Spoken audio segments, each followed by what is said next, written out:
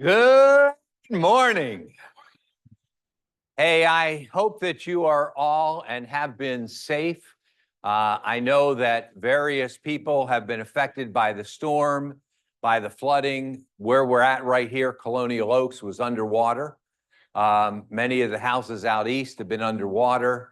Philippi Creek Oyster Bar has been underwater. There's a lot of people that have been adversely affected, and if you have, please let us know. But thankfully, hopefully you've all been safe. Welcome. We are going to, in this training, undertake the task of presenting to you a comprehensive overview of the NAR settlement and a review of the forms. This is the first time of 11 times I'll be giving this presentation. So you are my guinea pigs. I will tell you that. I don't know the timing of this. I've got a lot of content. We're going to work to get through it in 2 hours, but I will have a better idea of the timing for the next 10 after we do ours this morning. So thanks for being my guinea pigs. Let's jump right into it. The first part of the presentation is going to be an overview of the NAR settlement. And then we'll get into specifically 13 different forms. So in the NAR settlement, there are two key components that are driving a lot of the forms. You don't have any of the presentation other than the forms. So if you want to take notes, hopefully you have a notepad or something else. There are two key components. The first is that all offers of compensation have been moved off of the MLS, and there is no place that you can refer to compensation in the MLS. It doesn't mean that there cannot be offers of co-broke compensation, and that's important. That's critical for you to understand. The settlement did not do away with the ability for you to offer co-broke compensation. It did away simply for it to be placed in the MLS, and I'll give you some context a little bit later in a slide as to why I think that happened. Second is that written agreements are required before touring a property. As of technically now with Stellar implementing it yesterday, as of yesterday, if you are touring a buyer in a property, showing a property, you need to have some form of written agreement with them. And we're going to go through all the different versions of that written agreement that you can have when we do the forms review. So why did NAR settle? Did they do us wrong? I hear from different people. NAR screwed us. NAR sold us out. NAR did us wrong. And there's that feeling amongst a lot of people. Let me try to give you some perspective. In the case Stitzer Burnett versus NAR, no one thought they would win it. I'm not sure NAR prepared well enough for it, but at any rate, nobody thought they would win it. They won it at a $1.8 billion amount. Because it was antitrust, it was tripled. It took it to $5.4 billion. Now, on appeal, everybody believed NAR would win.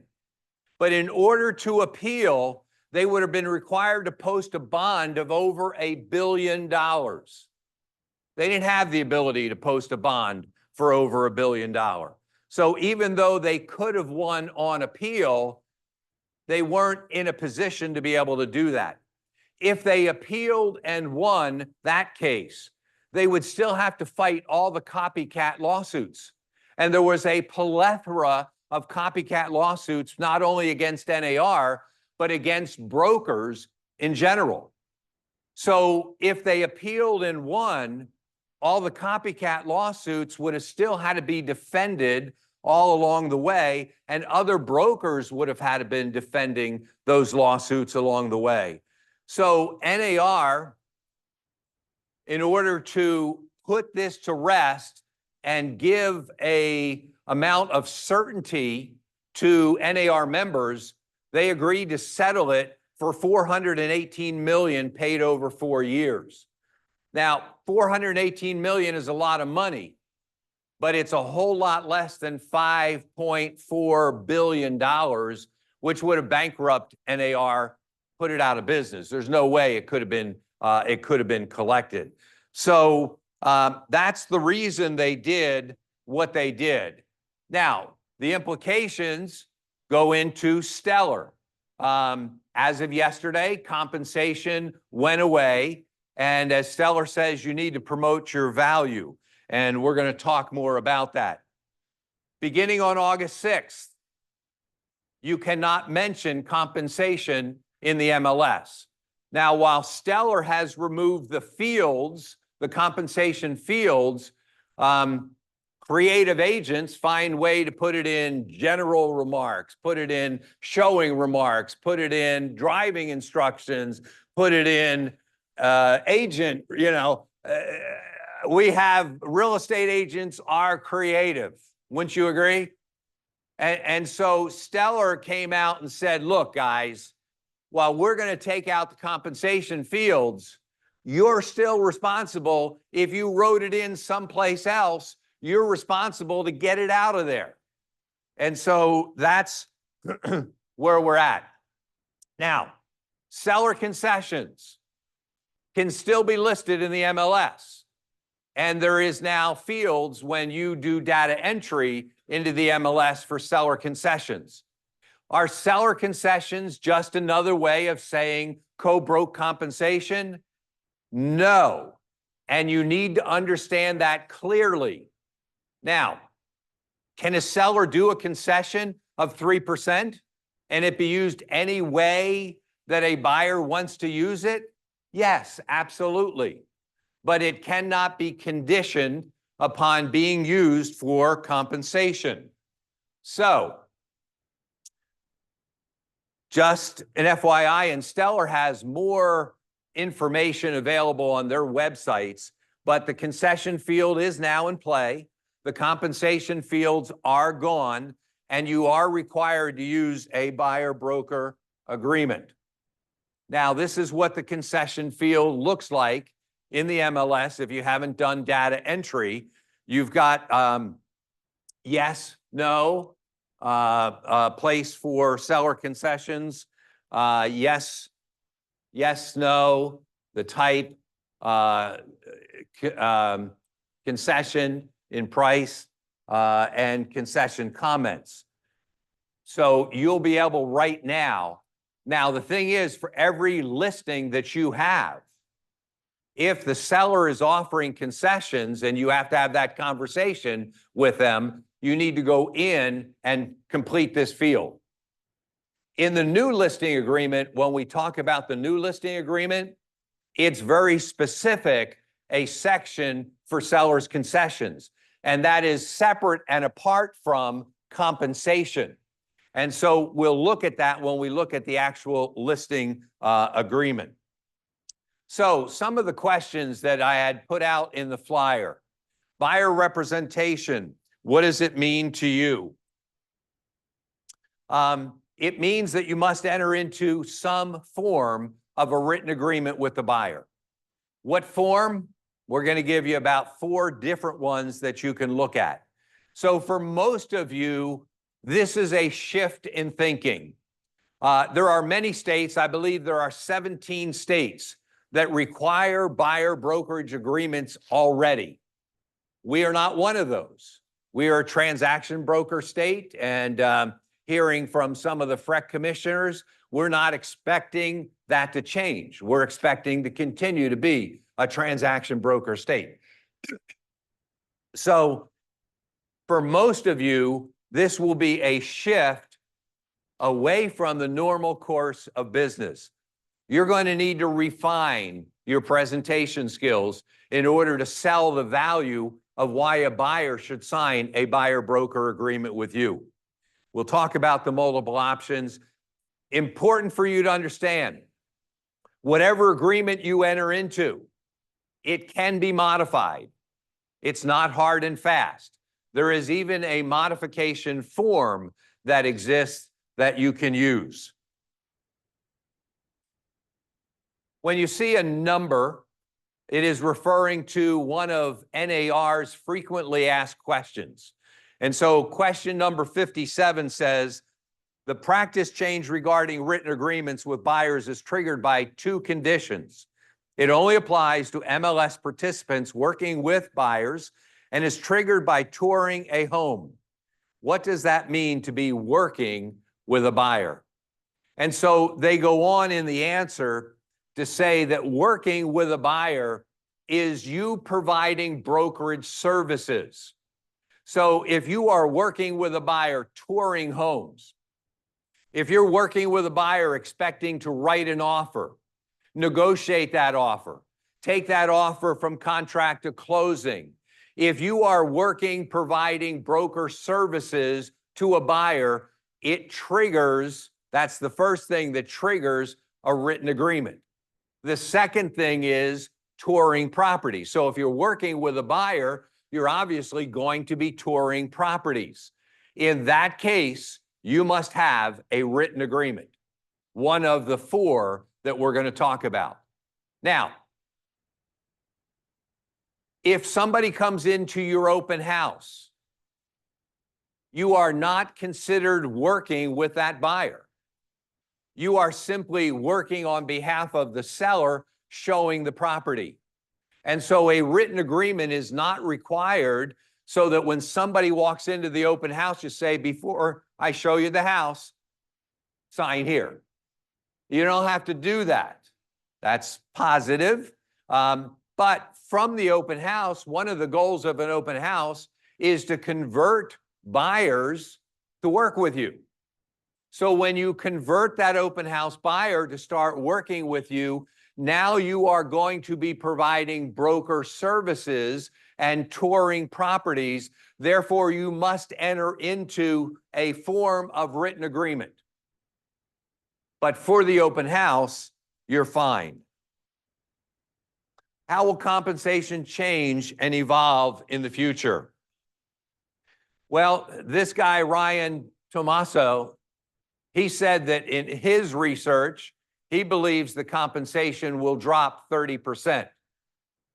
Now, why do I show you that? That's kind of a negative. I don't want to dwell on the negative. But one of the things that's coming out of the settlement and is the desired result of the settlement is that everybody understands that compensation is negotiable. And when you start to negotiate more and more compensation, you are going to have some downward stress and pressure on compensation. Now, will it go down 30%? I don't believe so. I don't think we're going to see that kind of a reduction. Do I think we'll see some reduction in compensation? I do. I think it'll be negotiable, and I think we're going to see some downward pressure. So, this idea that compensation is fully negotiable. What sellers pay to listing brokers, they're going to negotiate. But haven't they always? When you do listing presentations, sellers negotiate with you. What sellers pay to buyer's broker.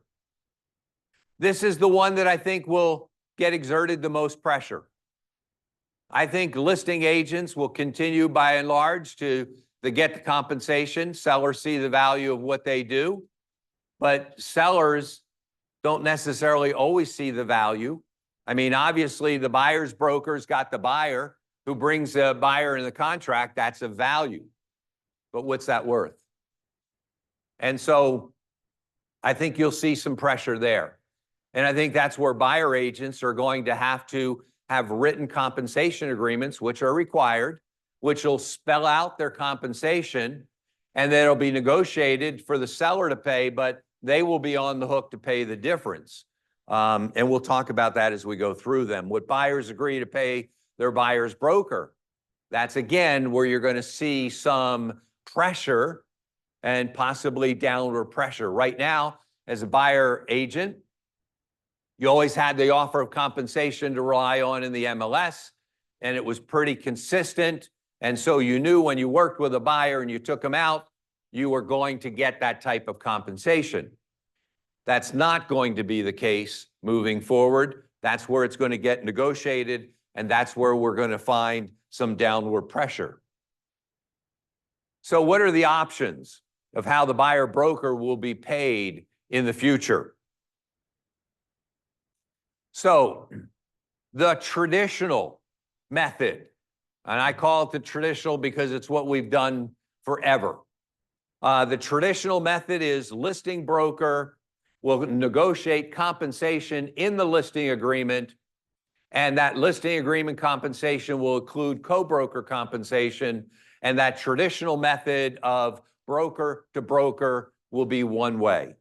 The second is the seller directly to the buyer's broker, and that is part of the listing agreement. We'll see that the seller can negotiate directly an amount to be paid to the buyer broker. Third is the buyer pays the buyer's broker directly. There are many real estate business models where agents negotiate with the buyer broker and say, I'm going to represent you as a single agent, but you are going to pay my compensation. And that relationship, whether they get any compensation from the seller or not, they look to the buyer for their compensation. That's a model that we find in commercial real estate that's very common, and it's going to migrate more and more into residential. Seller concessions to the buyer, which is used to pay the buyer's broker. There are some places that are moving towards this. They're moving away from the traditional listing broker to selling broker, and they're moving to this model of buyer pay your own agent, but you can negotiate a concession from the seller to be used to help you pay your agent. And so we're going to see more and more of that, and the forms that we're going to look at coming up account for that.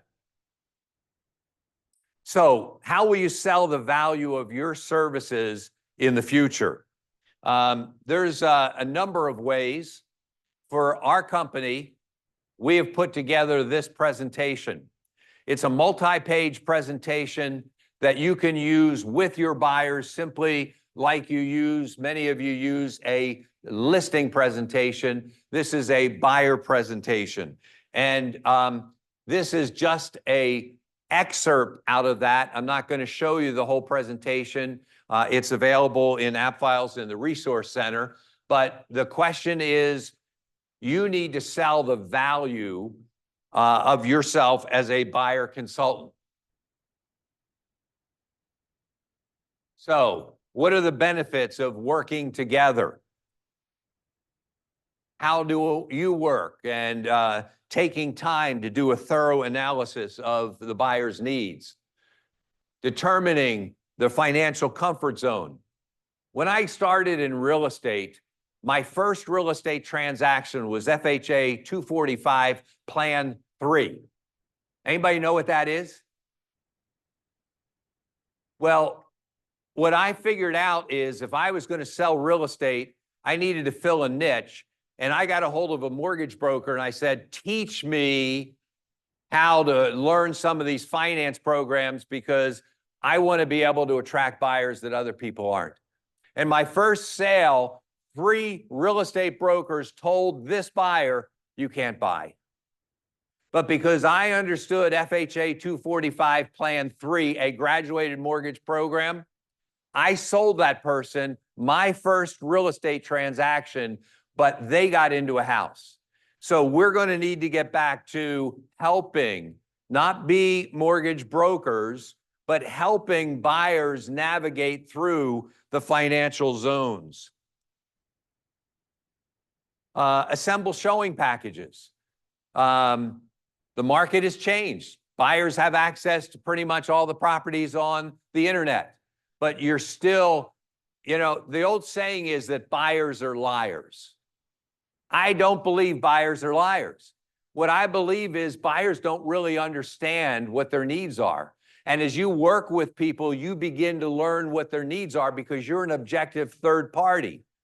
And the buyer sometimes has a hard time figuring out. And you're going to have to assemble packages and show properties that are going to meet their needs. Proactive communication.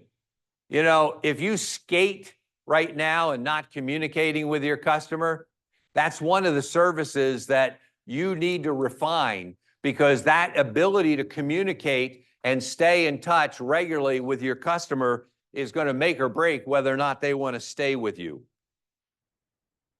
So what does the discussion with the seller about compensation look like? Because this is an important one too. How do you pitch in the listing? And I'm going to give you 4 ideas. The first one, if asked, give a brief explanation about the lawsuit and the settlement. So what is that brief explanation? You can craft it any way you want, but here's my thought. I would explain that my belief is that the lawsuit came about as a result of some brokers who had a business model that was different than the traditional business model. They listed properties without buyer broker compensation. But when they put those properties in the MLS, nobody showed them because there was no offer of buyer broker compensation. They got upset and annoyed by that and convinced some sellers to become plaintiffs in a lawsuit that technically or believably most people never thought could be won. The lawsuit was won. The damages were 1.4 or 1.8 billion, tripled to 5.4 billion. As a result, NAR needed to settle. And part of that settlement was an agreement to change compensation in the MLS. Doesn't take away compensation, but to change it and not allow it to be published in the MLS. Now, that creates a level playing field for those brokerage models that didn't offer co-broke compensation. Brings us to where we are. Discuss that the US model has been the best model for cooperation. People would like to pull us into European models. The European model, they don't have an MLS. You list with a broker, that broker sells it. It's in a reduced compensation model. We in the US years ago decided that a listing broker doesn't have all the buyers out there. And in a spirit of cooperation, we would share compensation and be able to attract the most buyers to a seller's property. That business model has been an effective and a good business model for 100 years. Next, use the contractor business model for an example. I love to use this. Have you ever hired a contractor to provide services for you? Let's say that you want to build an addition on your home. You bring in a general contractor. The general contractor says it's going to cost you $110,000 to build this. You negotiate that, you agree to that, you sign a contract. Now that general contractor goes out and hires somebody to do the foundation, the block work, the framing, the plumbing, the electricity, the roof, the interior finish. They don't do it all themselves. They pay subcontractors, and that's no different than the business model that we utilize, which is you hire me, I am going to market your property, and in marketing your property, I am also, with your permission, going to pay co-broker compensation to encourage other brokers in our marketplace with buyers to come and show and sell your property. Does that make sense to you? And most, I believe, will say yes. The last one is discuss who really pays the compensation. You know, I hear all of this discussion that sellers were upset that they were paying the buyer brokers compensation. But where does the money really come from? It is the buyer who brings this lump sum of money to the closing table. And from the closing table, that lump sum of money pays off the seller's mortgage, pays the seller equity, pays the seller's closing costs. Part of the seller's closing costs are compensation in the real estate transaction for marketing and selling the property. So the money that is paid to the, depending on how it goes, listing broker, and that is shared with the buyer's broker, comes from the buyer. So who's paying the buyer broker compensation? Really, the buyer is. They do it in the form of a mortgage and their down payment to give enough money to the seller to pay their price, and then downward disperse the money at the closing table. So I think these are discussions that you need to be having with the seller to help them understand. We'll talk a little bit more about it as we go into the forms. So how will the listing brokers make offers of compensation if they can't do it in the MLS? Many of you have seen this one on social media. What's wrong with it? Nothing's wrong with it. If you put a key in the lockbox and on the tag of the key, you put 3%, 2.5%, nothing wrong with that. So while it's funny, when I saw this on social media, I go, yeah, that works. That works. So that's one way that you can do it. Here are some other ways. Posting on the Alliance Group Commission website. Yesterday at the marketing meeting, we talked about that. We gave you the URL, alliancegroupcommissions.com. That is a live website now. All of the compensation that was previously in the MLS has been imported into this site, but every new listing that gets added, you're going to have to go in, use the agent login, and you're going to have to put in the compensation. You're going to also need to remember, if you and your seller agree to change the compensation, you need to go in and you need to modify on the website, because this is what outside brokers are coming to our website to look for compensation. So make sure, I'm going to hold questions till I get through all this. Make sure that you go in and log in and change it. A call. Now, a lot of times agents, when they set up a showing, are going to call, is there any compensation being offered? And you can tell them over the phone, yes, no, and what it is. Is that something that can be relied on? No, but it can be communicated that way. An email. You can send an email. Can that be relied on? It's better than a phone call because at least it's in writing, but I would still prefer you to get a compensation agreement. Providing, the third one is providing a seller's broker to buyer's broker compensation agreement. We're going to cover that. We'll explain what that is, but that's a form that now exists, as well as a compensation agreement where the seller pays the buyer broker directly. Either of those two, but if it's coming from you as the listing broker, then you're going to provide that form. And then marketing, compensation through flyers, signs. Can you put a sign rider that says buyer broker compensation paid or 3% buyer broker compensation paid? Yes, you can. Not a problem. Can you put it in social media? Yes, when you post your properties in social media, you can say buyer brokers welcome, compensation provided at 3% or whatever it is.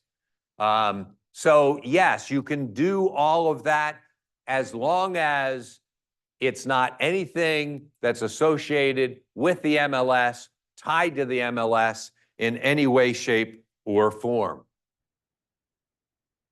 So that's our website. We showed you that yesterday. When you use that URL to log in, that's where you're going to go. You have the ability to search by an address. You have the ability to search by an MLS number. And when you get that search results, you're going to be able to go to drill down to a detail where you can get the listing agent's information to be able to reach out and contact them. So what if the seller is not willing to pay buyer broker compensation? Do you work for free? Not only is that a no, but that's a hell no. We don't work for free. We don't work for free. So what happens when we get to the buyer agency representation agreements? Somebody doesn't want to sign it. What do? Well, hopefully you will be able to better explain why it's necessary for them to sign it. And ultimately, they're going to have to sign some form with somebody, because anyone who's an MLS participant can't show them properties without a written agreement. So now the level playing field is there. Everybody has to do it. So you need to explain that to them. But it is your ability to sell the value of what you do that will get them to sign one of the forms. And your knowledge of the different forms will help you understand which one you've got to push for them to sign. So some type of buyer representation agreement, that's what you've got to fall back on. When you meet a buyer and sign that, the compensation is clearly laid out. If the seller is not paying compensation, it doesn't matter, because your buyer will have to. Now, your buyer doesn't want to have to, so they want you to negotiate it in the contract, which you will do. So it's okay. Just because the seller initially says, I don't want to offer compensation, I think you're going to start to get in some of the listings, the seller's going to say, okay, I'll pay your listing compensation, but let's figure out what we pay to the buyer when they bring an offer. And so they're going to start by checking the box, no compensation. But because they check the box that says no compensation, it doesn't mean they won't pay. It just means they want to negotiate it. And you'll negotiate it in the contract. And ultimately, based on whatever you negotiate in the contract, you're going to fill out a compensation agreement to establish that. So the whole idea now is we establish up front what we are to be paid. So that begs the question, is it acceptable to negotiate it in the contract? Well, in the past, we've always understood that to be a code of ethics violation. First of all, there's a challenge with negotiating compensation in the contract. You are not a party to the contract. The contract is between the buyer and the seller. So when you negotiate compensation in a contract, the parties, buyer and seller, could always agree to change it, and you would have no say over it. And so it's better for it not to be negotiated in the contract, but it will in fact be negotiated in the contract, and then it should be reduced to a compensation agreement. If the seller agrees to pay the compensation, enter into the compensation agreement seller to buyer's broker. Okay, so it is not considered, this is from the NAR frequently asked questions, number 39. Does standard of practice 16-6 prohibit the negotiation of buyer broker compensation in the purchase offer? And the answer is no. A buyer can always ask their broker to make a term of the offer of the purchase that the seller pay compensation. So it is not considered a code of ethics violation to negotiate compensation in the contract. How do we handle existing listing or broker agreements? Now, it's both listing agreements and buyer broker agreements. If you entered into a buyer broker agreement prior to August 6th or technically August 17th, you need to amend it with specific disclosures. The same way with the listing agreement, it needs to be amended. So, the disclosure to the seller on listing agreements. We have shared this in the marketing meetings. It'll be a form that I will cover, but basically this is the disclosure. And this does two things. One, it discloses the obligatory language. If you look in the first highlight, broker commissions are not set by law and are fully negotiable. That is an obligatory disclosure requirement of the settlement. The second part is an explanation, and one of the frequently asked questions deals with making sure you let the seller know that compensation will not be published in the MLS. And so we are saying to them, giving them context that NAR settlement provides for compensation to be removed from the MLS. But we will continue to make known your offer of compensation using the following items.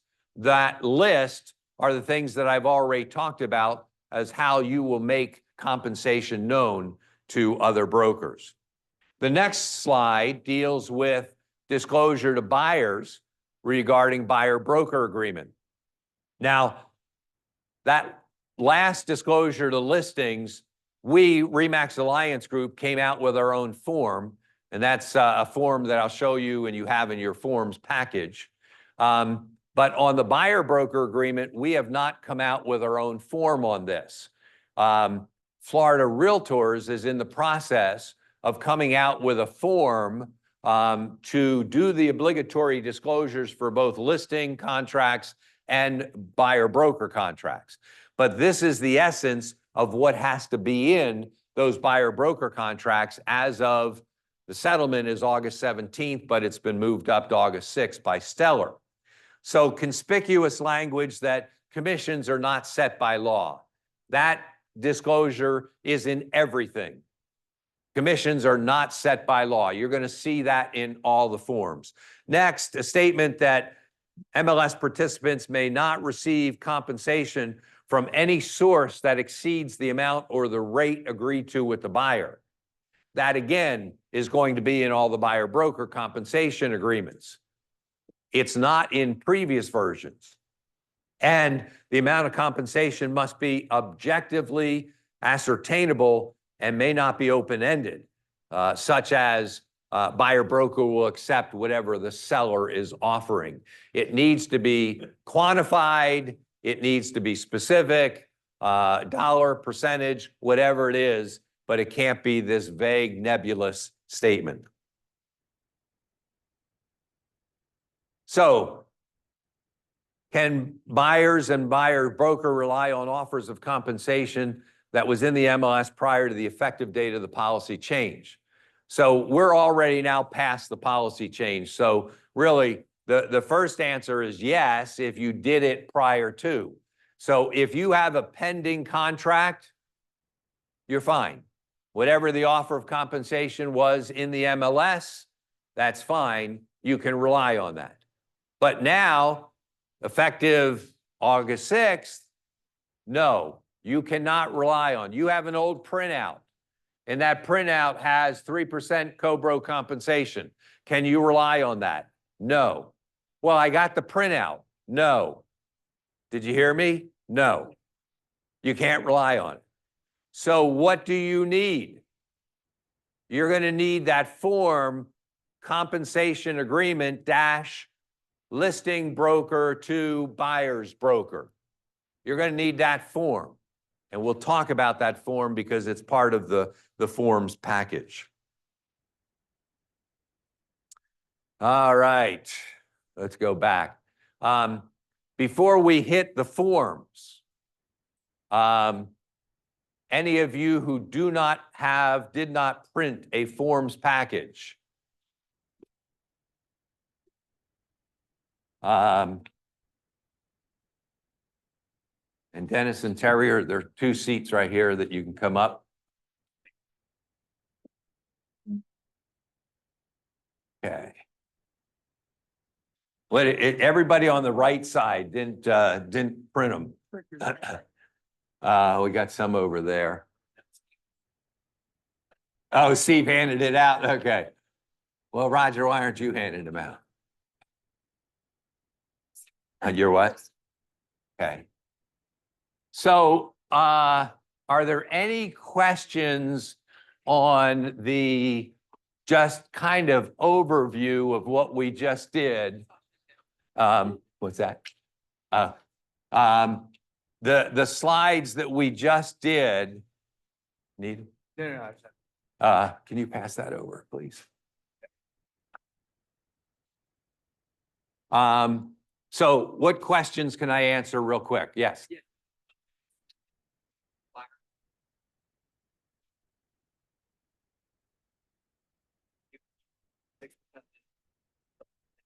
Sign, yeah, they'll pay 3%, even though you know there's.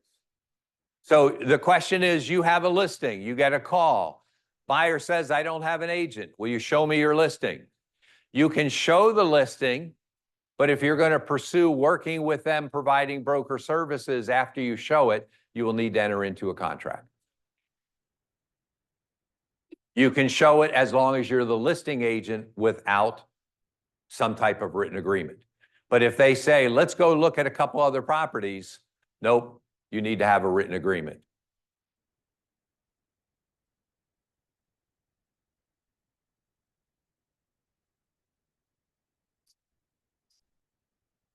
So the question is, you have written a buyer agreement and you've put 2.5% as your compensation, and you go out and show a property that's offering 3% compensation. You need to modify your buyer broker agreement with your buyer. And if the buyer won't agree to bump it up to 3, then you're stuck at 2.5%, even though the seller's offering 3. Yes. You cannot receive compensation in excess of what's in your agreement, but you can modify your agreement to go higher. So when we go through the forms, and some of these questions are going to answer it in the forms, I'm going to shut them down, but you modify your compensation. Stick to the question or the slides.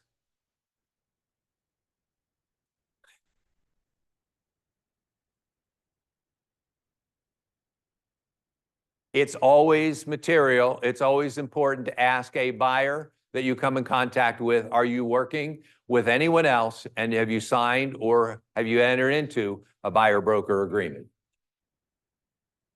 Depends if you're going to work with them. If you're going to work with them providing broker services, if you're the listing agent, you can still show the property. If you're not the listing agent, you need a written agreement before you tour the house.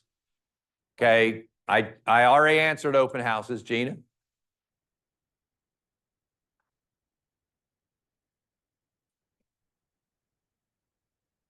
Yes.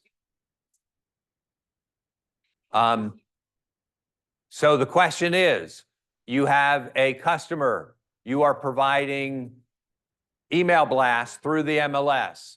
Do they need to sign an agreement? Not yet.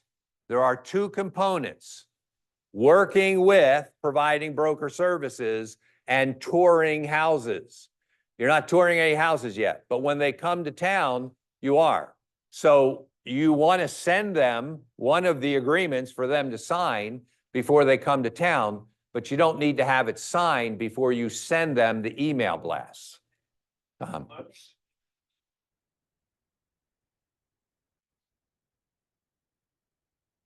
It cannot. None of the compensation agreements can be an attachment in the MLS.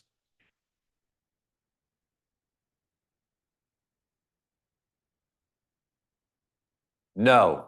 So the question is, can we put our commission website in the MLS remarks or anywhere in the MLS?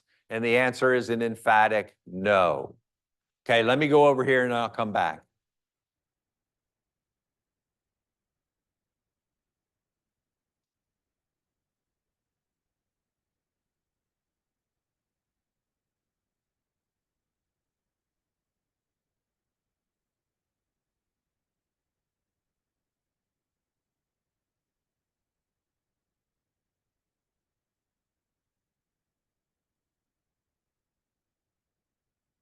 So the question is, seller is offering co-bro compensation of 2.5. You have a buyer broker agreement that says you'll be paid 3. You're 0.5% deficient. Can you negotiate in the contract for the other half? Yes.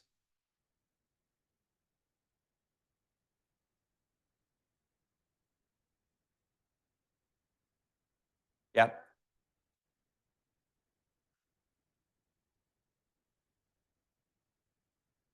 So the question is, we got builders who are offering, say, 5% or a $5,000 bonus. We have a buyer broker agreement that says we'll be compensated 3%. You must modify that agreement and get buyer's initials. Now, I'm going to talk more about this when we look at the forms, because the RE/MAX Alliance Group form we have built in for that possibility, contrary to the other forms. So we'll talk about that when we get to the forms. I don't want to get ahead of myself. And I'm going to take one last question and we're going to move to the forms. Yes. Pay buyer or listing agents. Yeah. So a buyer can skirt the issue of signing a buyer agency contract by just calling the listing agent up and going and seeing a home with the listing agent. So safe ground from signing a buyer agency for buyers will be go to an open house or just contact the listing agent. So the comment is that buyers can go directly to listing agents and not ever have to sign any type of agreement. That is correct. That's correct. That's correct. If you have a buyer out there who wants to do just that, who doesn't want to be committed to anybody, just wants to bounce through open houses, they can do that without signing an agreement. Peter, you want to?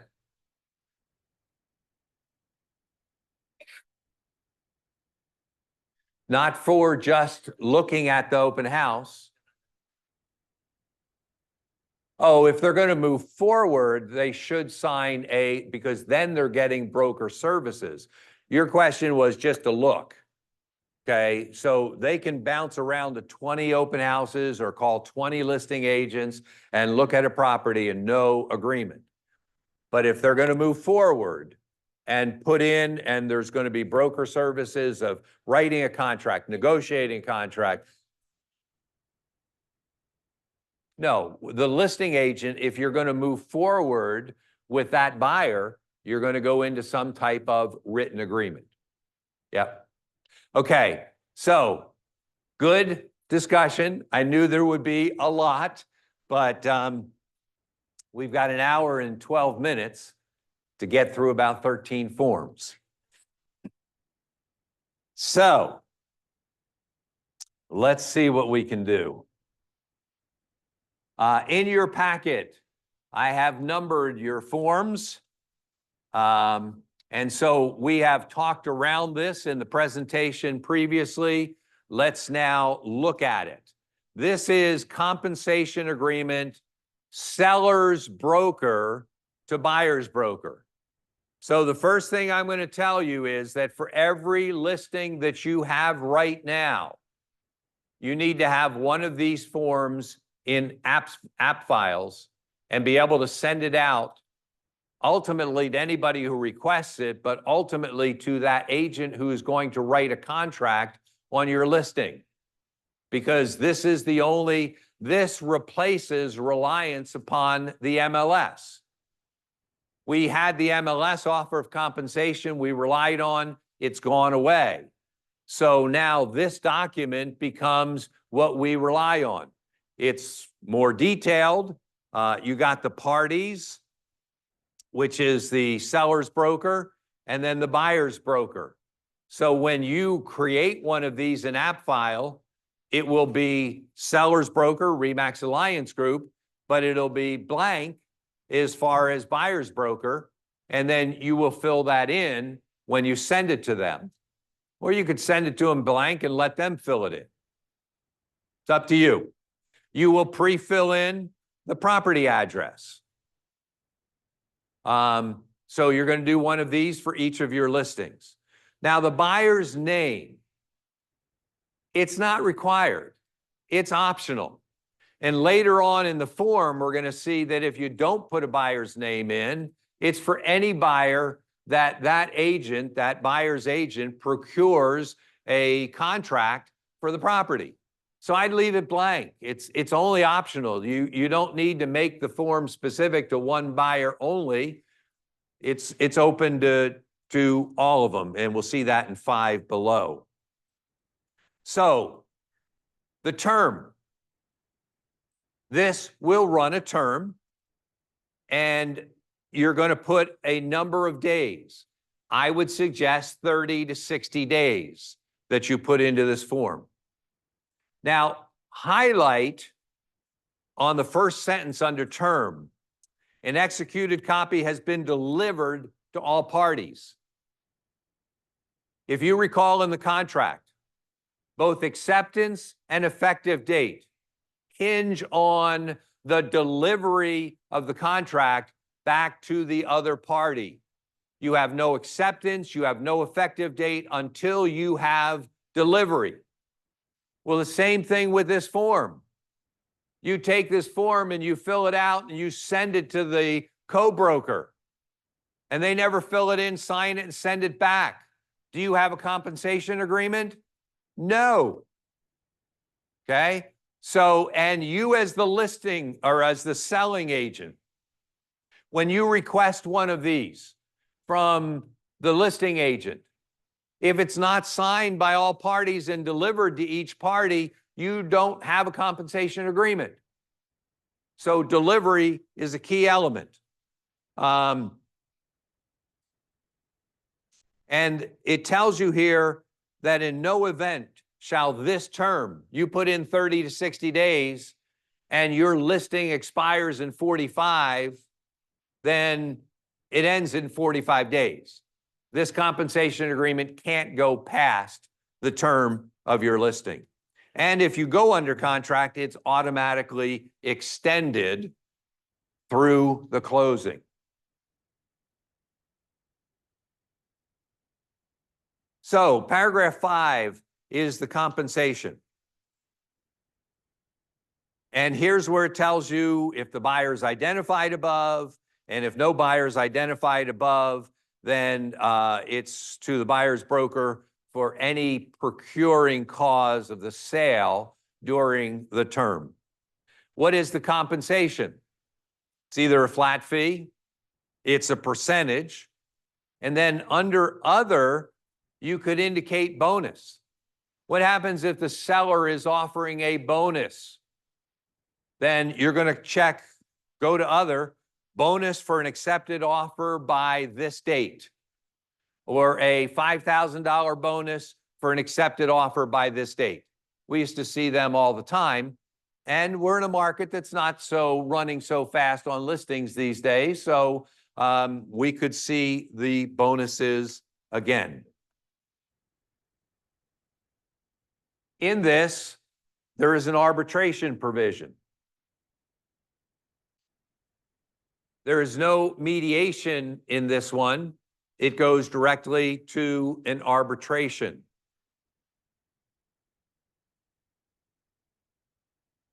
And if initialed by the parties.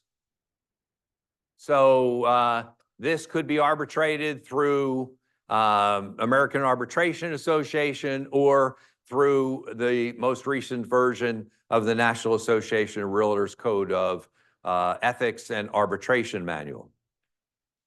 Hold on.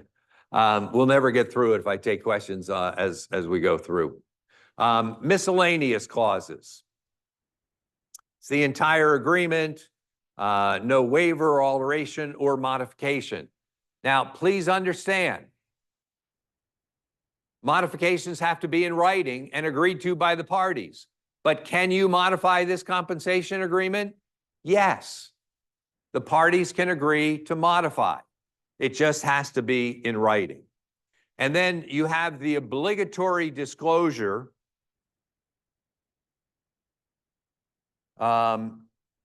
there that the broker commissions are not set by law and are fully negotiable.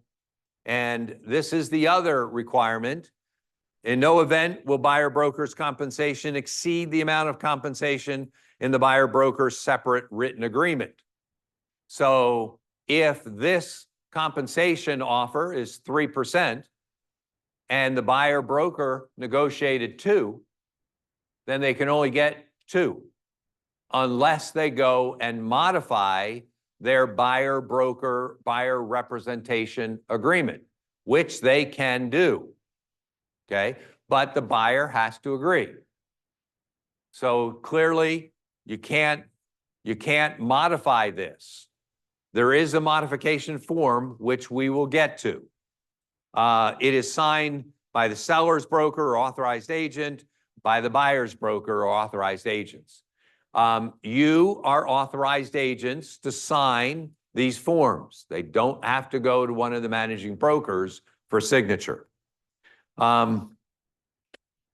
You'll notice at the bottom, it's going to be there that you're acknowledging, the parties acknowledge this form shall not be used to share offers of compensation to buyer brokers or other buyer representatives via any field in the MLS. So can this be an attachment? No, it's not particularly a field, but it's an attachment. It's in the MLS. You can't associate this with the MLS. So let's go to the next form. I'll take questions after we get the 2 compensation forms and the modification. This one is pretty much same. It is now at the top, you see it is a compensation agreement though from the seller to the buyer's broker. The last one was the traditional method. It was you negotiated 6% compensation and you're splitting 3% with the co-broke. That was the first form. It's listing broker to buyer's broker. This one is from the seller directly. Now, when we get into the listing agreement, we're going to see that under compensation of the listing agreement, the change has been, now we have these 2 choices and a third choice of no compensation. So these 2 forms parallel what's in the listing agreement. So if you're doing this version, then you're going to have the seller sign this at the time of listing. When you do the listing agreement in the compensation paragraph, you're going to check seller is going to compensate directly the buyer broker. And then you're going to have the seller sign this form. The first form is signed by the listing agent and the buyer broker agent. This form is signed by the seller and the buyer broker agent. Now, understand this. We talked already. Compensation is not, it is going to be negotiated in the contract, but the buyer and seller brokers are not parties to the contract. That's why these forms exist. Because even though you may agree to compensation in the contract, you are codifying that compensation with this form, which is external to the contract and gives the parties legal rights that are enforceable either through mediation, arbitration, or litigation. So that's why we have the separate form. So the buyer broker compensation, same format. Here you have a dispute resolution in addition to arbitration. Here also, at the top of the slide, I have highlighted the words seller acknowledges that compensation paid to buyer's broker is for services buyer broker provided to the buyer. So we don't have that in the other form because it's the listing broker that's paying compensation to the buyer broker. Here, it is the seller who's paying compensation to the buyer broker. And therefore, we have that statement that indicates, hey, you're paying the buyer's broker, but it's for services the buyer broker rendered to the buyer. So you got the dispute resolution, you've got the arbitration. Under miscellaneous clauses, again, under Florida law, and electronic signatures are acceptable and binding. Now, the bottom of the form, you've got the broker's commissions are not set by law and fully negotiable. In no event will buyer's broker compensation exceed the amount of compensation in written agreement with the buyer. Are you beginning to see a theme here? Okay. Commissions are fully negotiable. Buyer broker can't be paid more than what's in their compensation agreement. But can they change their compensation agreement? Yes, they can modify it.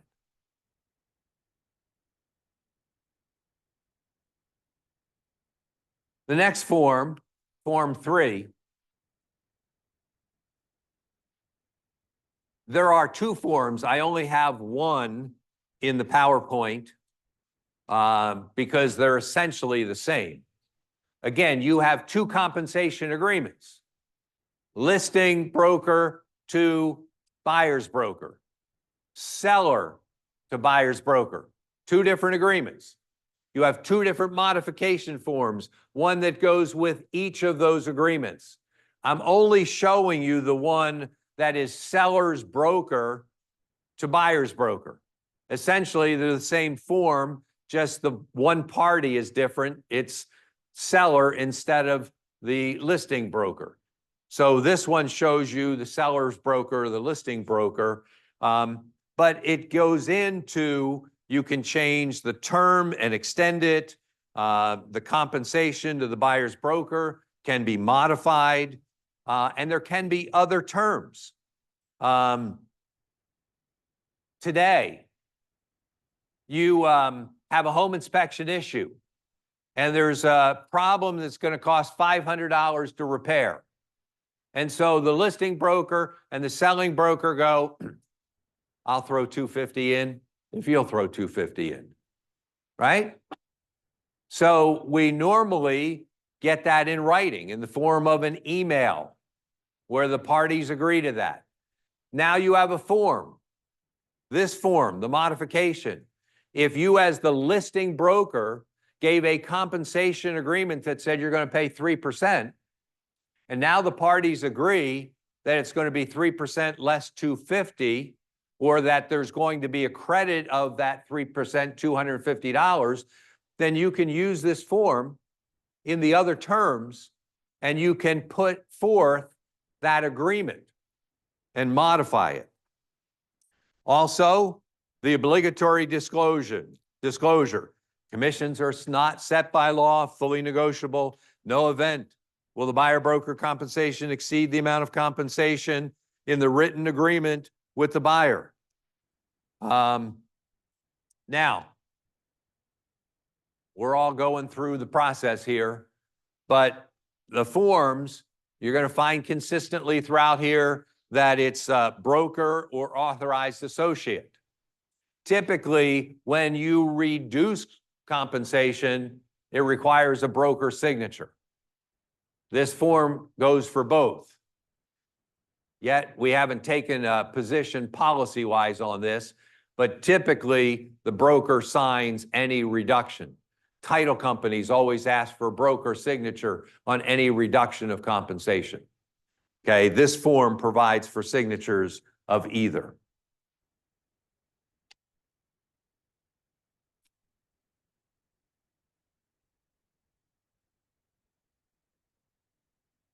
This is the big boy. This is the exclusive right to sale listing agreement. Now, much of this has not changed. So on page 1, you've got the term brokerage that has been added right before the name of the broker. That's new in this version. Starting in paragraph 3, under 3C, we have now added or concessions. Remember when I talked about in the beginning of the presentation about concessions, and I said there's a specific place in the listing agreement for it? Here it is. Now, it used to be in this paragraph, seller expenses. It didn't have the word concessions, and it had a percentage. Now, we've taken away the percentage and we've put a dollar sign. And that was done intentionally because we wanted to distinguish concessions in the listing agreement from compensation later on in the listing agreement, which compensation is typically referred to in a percent. And so we didn't want there to be confusion that you would list concessions here as a percentage versus concession or versus compensation later on. So now it's a dollar amount. Could you put it in as a percentage? You could change the dollar sign to a percent, but we don't want it to be confused that you're putting compensation here as a concession. It also added in paragraph 4, this includes, and this is the broker's obligation, this includes, except when not in the seller's best interest, cooperating, communicating with other brokers, and making the property available for showing. So if for some reason it wasn't in the seller's best interest and the seller indicated that to you, then cooperation is not required, and that's per the NAR Code of Ethics.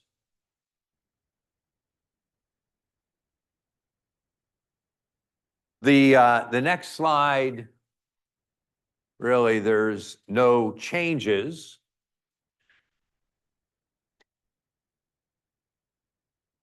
Going to paragraph 7. In paragraph 7, there used to be language that talked about if there was a court case or an arbitration where another broker was awarded compensation, the seller would indemnify the listing broker for that and pay it. That language has been deleted.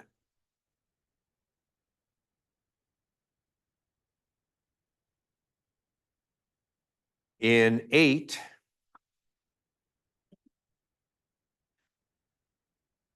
paragraph 8 has not substantially changed. This compensation is pretty much the same. We have changed a couple words on the first line. Seller will compensate broker as specified below if a buyer is procured. It used to say for procuring a buyer. So now it's not specific to the listing agent procuring the buyer. It's if a buyer is procured, contemplates cooperation. We've deleted the plus applicable sales tax.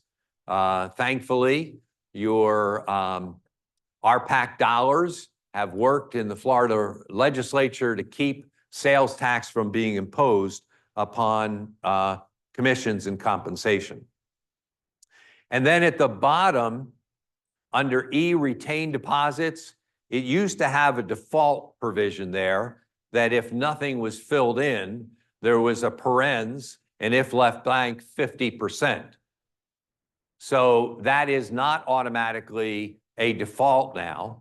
So you will have to, and we normally pre-populate that field in app files, but if for some reason it wasn't, you would want to put the 50% in there. Now, we don't always enforce it, and sometimes it's in the seller's best interest for us not to split it, but we normally put it there, and if we give it back, that's a choice, that's a decision. F, as you guessed it, the obligatory disclosure that has been added here and other places, brokerage commissions are not set by law and are fully negotiable. Yeah, you'll get beat with that stick a lot, okay? That's part of the settlement. Now, when we get to paragraph 9 and 10, they're completely new. This is all changed in the listing agreement. So the first is notice to the seller regarding buyer brokers. And again, we emphasize the buyer's broker, even if compensated by the seller or the broker, will provide services to the buyer. Again, part of the settlement was, was the buyer broker working for me? No, that was sub-agency. It's a co-broker. So they work and provide services to the buyer, but seller, either through direct compensation or through authorizing the listing broker to compensate the buyer's broker, the compensation is flowing to the buyer's broker. Seller is advised and is aware that seller may, but is not required to compensate a buyer broker upon closing. Okay, again, this disclosure, making them aware, because in the lawsuit, the sellers alleged, we never knew that we didn't have to compensate the buyer broker. Seller may choose to enter into a separate written agreement to pay buyer's broker, or may approve broker to pay buyer's broker in accordance with paragraph 10. You'll notice that buyer broker is in lowercase. It is not capitalized because it's not a defined term. Broker is a defined term. The broker is the listing broker, but the buyer broker is undefined. It is the buyer's agent, but there is no defined term, so it's not capital B, capital B. Seller, let's see. Seller also understands, and then there are 3 points here. They understand that the buyer's broker may include this broker, so you as the listing broker, if broker also works with the buyer in this transaction. So can you sell your own listings? Do you sell your own listings? Hopefully, yes. So we're putting the seller on notice that broker, listing broker, could also be working with the buyer. If this occurs during the duration of the listing, broker will be entitled to compensation in paragraph 8 for services performed for the seller, as well as the buyer's broker compensation in 10A for services performed for the buyer. The seller should therefore take this into consideration when negotiating compensation. And the broker may receive separate compensation from buyer for services rendered to buyer by broker. So let's say that you've entered into a buyer-broker agreement where the buyer is totally responsible for paying you, and you haven't really said, I'm going to get the compensation from the seller. Well, buyer can do that. The buyer can pay you directly, just like in a commercial transaction. So 10 is how we break down the compensation to buyer's broker. Again, the obligatory disclosure.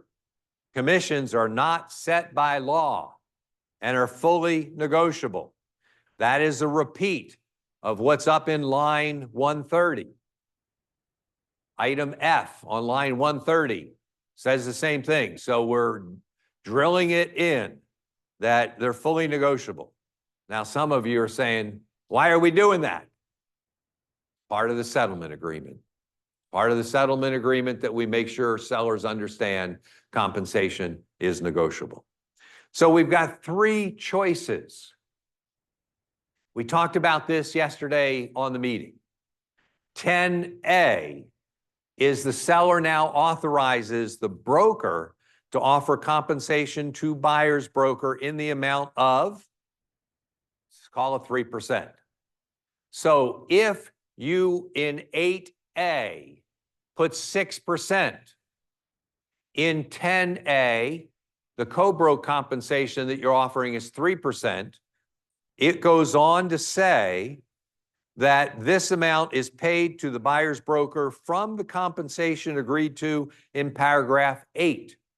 So it references you back up to paragraph 8 and says that if you have 6% in paragraph 8A, then this is 3% of that 6%. That is what I've referred to as the traditional method. If you want to continue business as usual, business as you've always done, then it's 8A and 10A. That's the traditional method. 10B is the seller authorizes the broker to offer compensation to the buyer broker, but that compensation is offered from the seller, not from the listing broker. So the seller authorizes you to make that offer to a buyer broker being paid by the seller. In that case, in 8A, you would only put 3%. And then in 10B, you would put 3%. Because that is you as listing agent getting 3% under 8A and the seller paying the buyer broker 3% under 10B. Now, this compensation will be set forth in a separate written agreement between the seller and the buyer's broker. We just got done going through that agreement. So when compensation flows from the seller to the buyer's broker, you use that compensation agreement, seller to buyer's broker. When compensation flows from the listing broker to the buyer's broker, you use that first agreement that we did, which is listing broker, seller's broker to buyer's broker. Okay, so the listing agreement coordinates and dovetails with the two compensation agreements that you have. Now, the third option, which was never an option previously, the third option is no compensation will be offered by the buyer's broker. Can that still be negotiated in the contract? Yes. But the seller is saying, I'll pay you, market my property, but I'm not agreeing to pay a buyer broker at this point. Can they change their mind? Yeah. But at this point, they're saying no. So do you still take that listing? Absolutely. Take that listing. It's not going to be in the MLS compensation.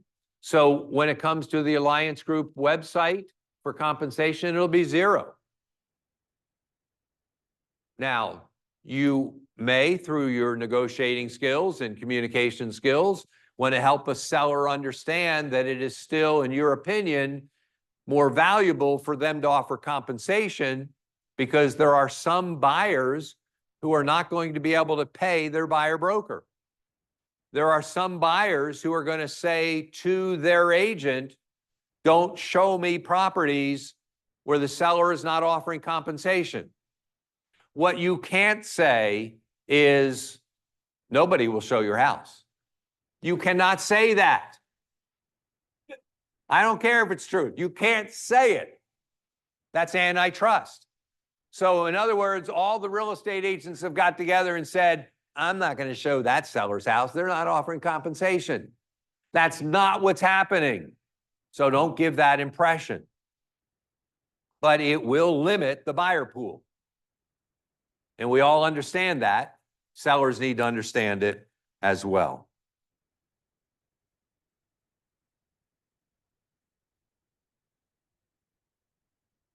Under dispute resolution, we have broker or authorized associate.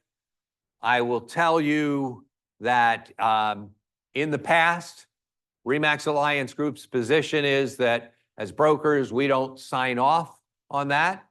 Our position is binding arbitration. You don't know what the outcome's going to be. If a seller's got a problem with us, talk to us. We're going to figure it out. We're going to work it out. But if you go to binding arbitration, you never know what the result is and you can't appeal it. Litigation's better in some respects than arbitration because you can appeal it. Can't appeal arbitration. Okay, so we typically don't initial that. Now, in this version of the contract, it used to be that the broker and the sales associate had to initial it. They have combined that to now either or, but not both. Under additional terms, we have our language that's pre-filled in there.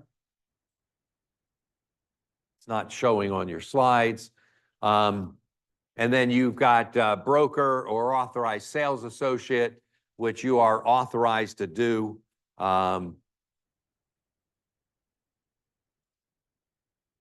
Once again, at the bottom, you have that acknowledgement that you will not use this form in any way, shape, or form in the MLS.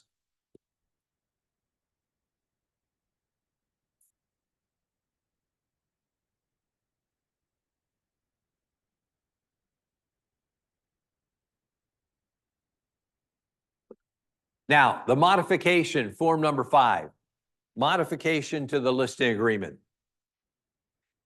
This form is not new. If you look at the bottom, it's got a date of 1/15, January of 2015. So this is not a new form. I'm not really going to spend time. I put it in here because I want you to know that it exists. We've talked about modification forms for the compensation agreements. We're going to talk about modification forms for the buyer-broker agreements. There is this modification form for the listing. You should have been using it. It goes through and you can modify termination date, price, compensation. This is where the conditional or unconditional termination exists. And you'll notice on the bottom that a copy has to be returned to all of the parties.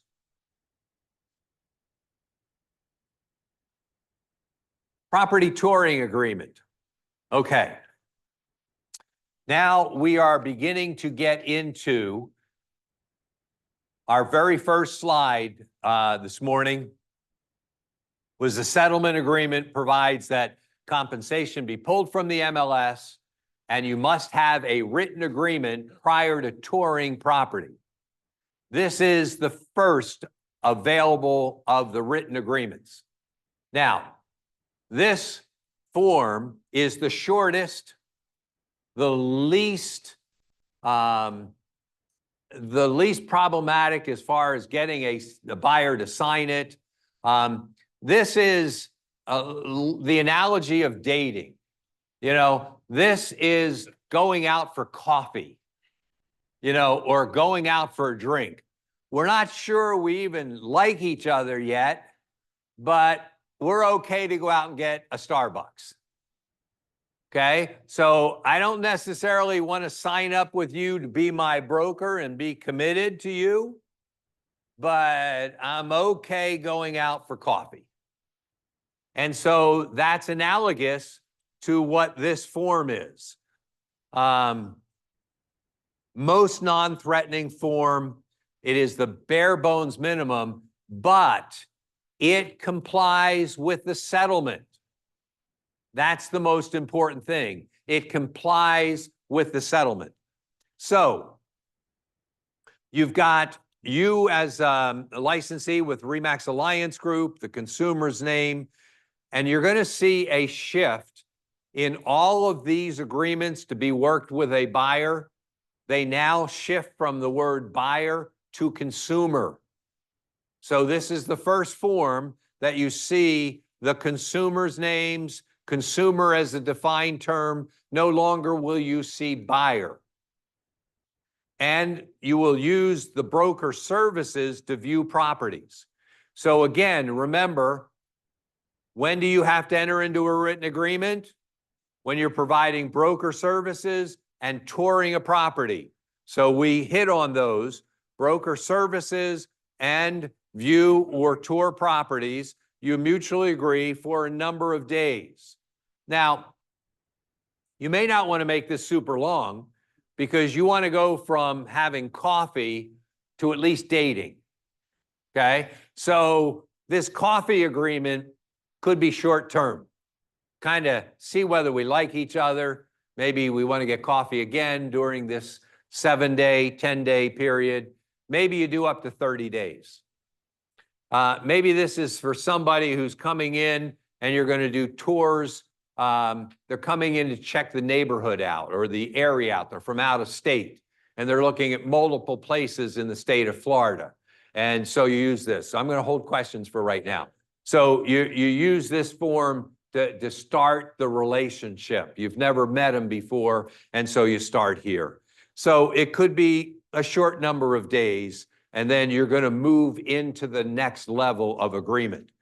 So the broker compensation, again, we got the obligatory language. Commissions are not set by law and are negotiable. And this is why it's the least threatening. You don't owe the broker compensation at this time. Right up front, you don't owe us anything. No compensation is due. If you wish to work with the broker to purchase property broker shows you, broker's compensation for services broker provides to you will be as follows, unless amended. Can we amend these? Yes, and we state that. So we have the compensation, which is a key component of the agreement. You have to have compensation discussed. Now, it doesn't even say here that the buyer owes that compensation. It's inferred a little bit later on, but again, this form was to be made very non-threatening, so it doesn't state in black and white, you owe the broker this amount of money should you buy a property. Kind of vague, but goes on and says, if you wish to work with broker, go to the next slide. If you wish to work with the broker to purchase property, broker may ask you to sign a separate agreement detailing the parties' responsibilities of the sale. So here, we don't even have, this is so short, we don't even have broker and buyer obligations that's a part of this agreement. So we may want to go to the next level and get the next agreement signed. Seller or listing broker may agree to pay some or all of the above compensation.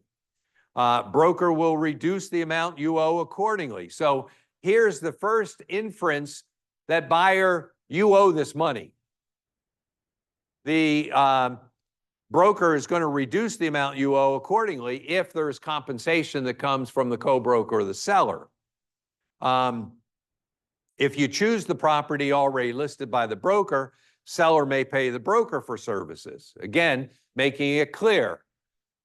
The compensation that the buyer is responsible for cannot exceed what's in the agreement.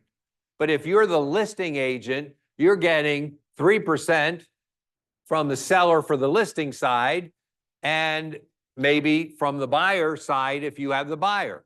So you're disclosing that you may be paid a compensation that's higher than what's in this agreement because you're providing services for the seller for which you're being compensated for those services.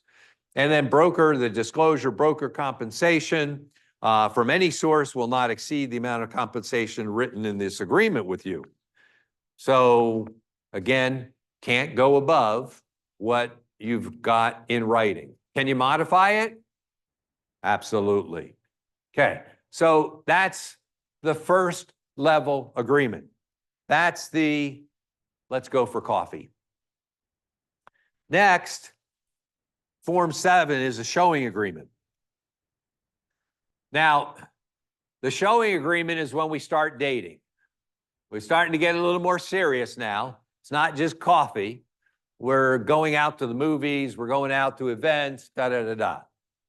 And so we have a more complete agreement so that we reflect a more complete understanding of what our obligations are. So we start with the parties, and we've had showing agreements before. This is not a brand new form, but a lot of this form has been modified.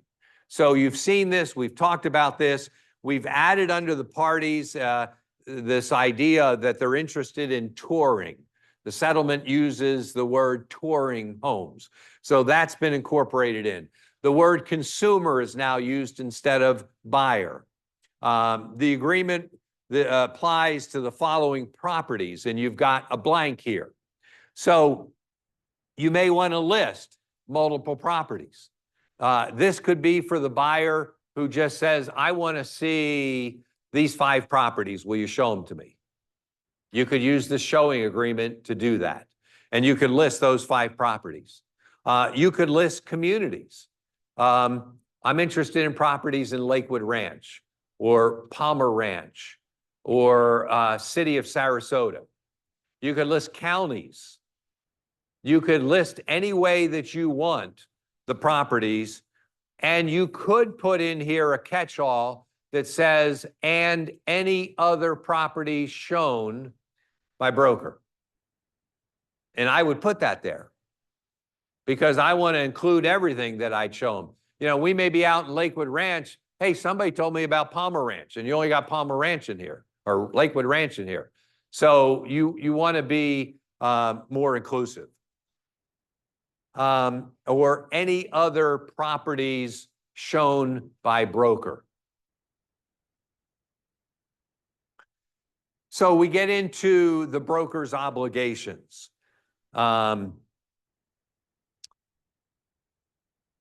Negotiations, diligent effort in showing the consumer, cooperating with licensees, working with the owner to complete a transaction. There's a notice here that you may work with other consumers as well. And you may show the same property to other consumers. And you may write contracts with other consumers. That is put in here to say that's part of our agreement. I don't work with just one buyer at a time. And it's possible I work with multiple buyers that could be interested in the same type of properties. We're not going to unfairly communicate what we're doing with the other one or with you with the other ones and vice versa. There's the fair housing that we're held to and service providers that we don't warrant or guarantee. A lot of that was in the old version as well. Consumer obligations. We're going to cooperate, of course. Now, immediately contacting the broker upon deciding to negotiate to acquire one or more of the above listed properties. So you're agreeing, buyer, to reach out to me if you want to negotiate on one of these properties. Informing any other real estate licensees with whom the consumer has contact, the consumer has a contract, and working with the broker. And again, in regard to the above listed properties. This agreement is more specific to properties. So you want to keep it as broad also. Providing third parties with accurate information. And what's been added to this form now that wasn't in the other one, consumer authorizes broker to run a credit check to verify consumer's credit information. Now, you're typically not going to do it, but you're going to have your lender do it. And so they're going to provide the information necessary. There's a hold harmless provision.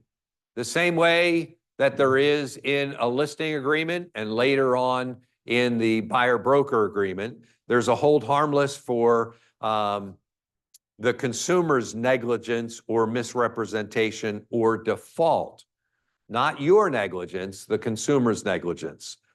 And they agree to consult appropriate professionals and make a good faith effort to perform the contract terms of this of any purchase agreement that is entered into. Compensation.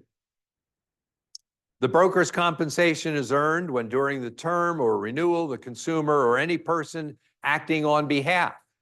So you entered into this agreement.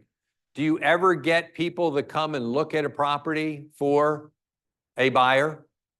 Some friend who's in the area, you know? So this kind of extends to anybody who's acting on their behalf who acquires real property as specified in this agreement. For broker services from the owner or owner's broker. And if they are paid, it will reduce the amount owed by the consumer per this contract. So the next slide gives the breakdown. And this is repeated. This is very similar to what you're going to find in all these agreements. It's either a dollar amount or a percentage. Now, you go to the or, and you have a dollar amount or percentage plus. That's the one that you're going to use for RE/MAX Alliance Group, because we have a flat broker fee of $3.95. So you're going to use that second set of percent plus the flat broker fee of $3.95. Notice that closing is not a prerequisite for the broker's fee to be earned, which means that if they default, they could owe it. Now, new is number 6, the retainer. This showing did not have the retainer in it previously. This does, the buyer-broker agreement does. So a non-refundable retainer of, I think you're going to find the retainer start to be used more. Because if I'm going to spend time showing you properties for which maybe you don't buy any of them or walk away or whatever, or for some reason we don't come to agreement, I want to have been compensated for my time.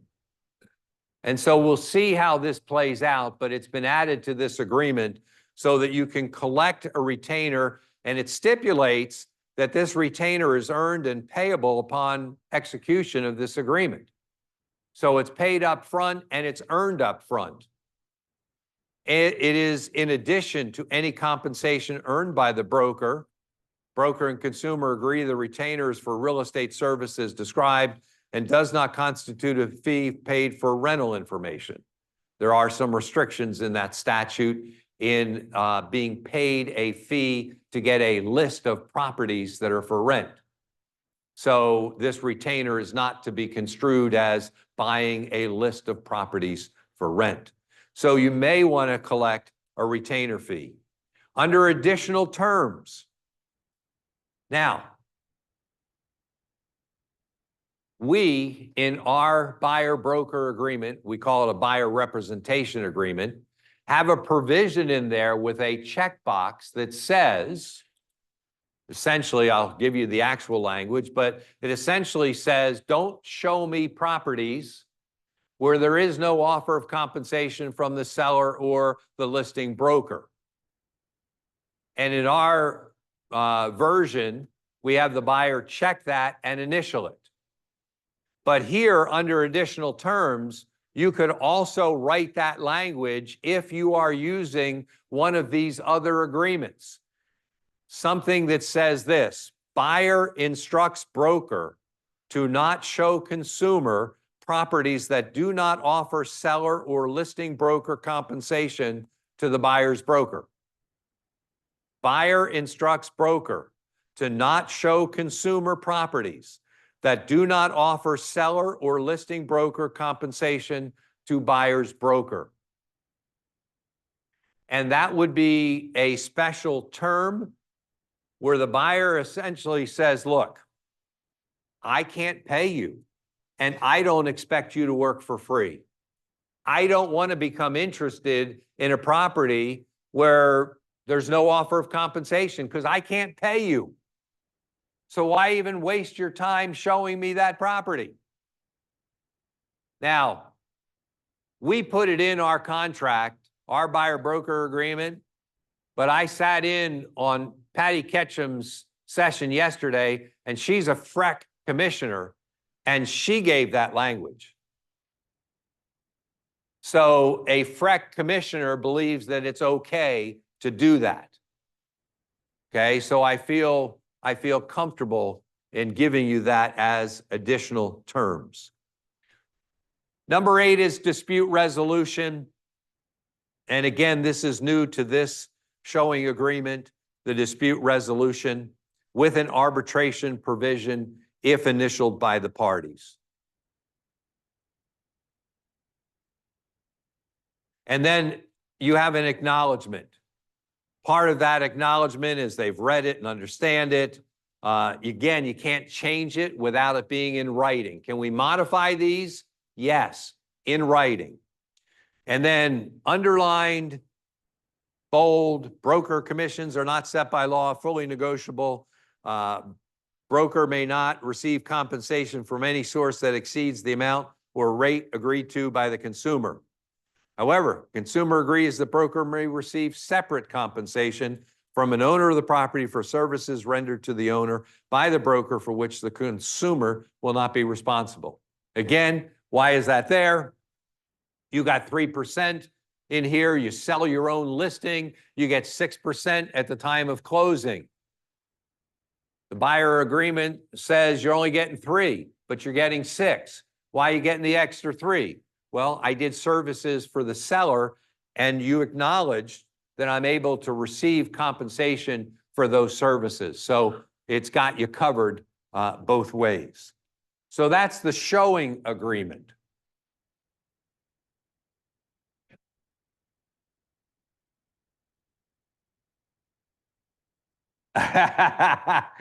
You know, that's the second of the forms. So we started dating under the last form, but now we've kind of agreed that we like each other, and you're really not that bad. Maybe we want to get engaged and really get committed to each other. Still not living together, but, you know, more committed to each other. So we go to the exclusive buyer brokerage agreement.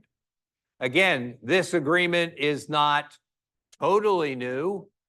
We've had it before, but it has been revised and updated.